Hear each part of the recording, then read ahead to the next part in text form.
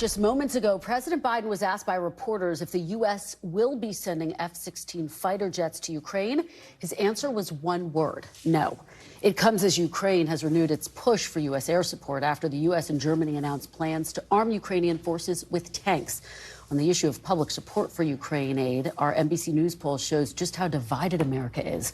49% support providing more funding and weapons, 47% oppose it, and just 41% of Americans approve of President Biden's handling of the war in Ukraine. Joining me now to discuss this is Courtney Kube, who covers the Pentagon for NBC News. She joins me now. Court, good to see you. So look, we know that the White House has reversed itself on previous requests for military aid to Ukraine. Could that happen in this case with the request for F-16s, despite the president saying, no, they're not going to send them? In just another one-word answer, yes, that absolutely could happen. I think it is very possible that will happen in this case because we have seen it happen time and time again, where the U.S., the Biden administration, has been resistant to a weapon system, particularly one that they worry may be provocative or escalatory to Vladimir Putin.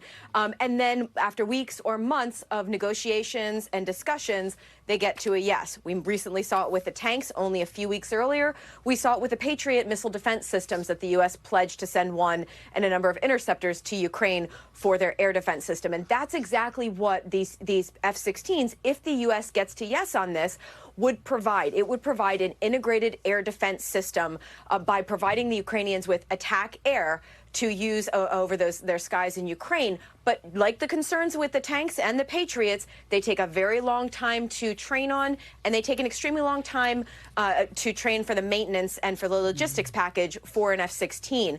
I will say the one system that the U.S. has been at a no all along has been a similar one, and that is the MiGs. The difference here is the F-16s is something that the U.S. could potentially pull out of an inventory versus the MiGs, which the U.S. just does not fly.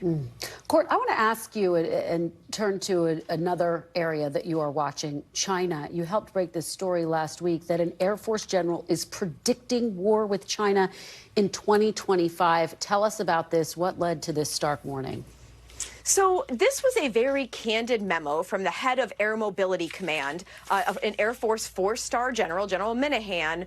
But if you get down to sort of the meat of what the memo is, he's telling the men and women under his command that they need to be ready and that they need to step up their training because he's concerned about this war for a number of reasons that are not a surprise to people. One is that the U.S. is going to be in a presidential election and may be distracted, and that Taiwan has an election coming up, and that it may be a ripe opportunity for President Xi and China to invade Taiwan. But there's no other sort of special circumstances or intelligence that he talks about in this memo that would indicate that China is any closer to an invasion of Taiwan than the overall circumstances that we're all already aware of.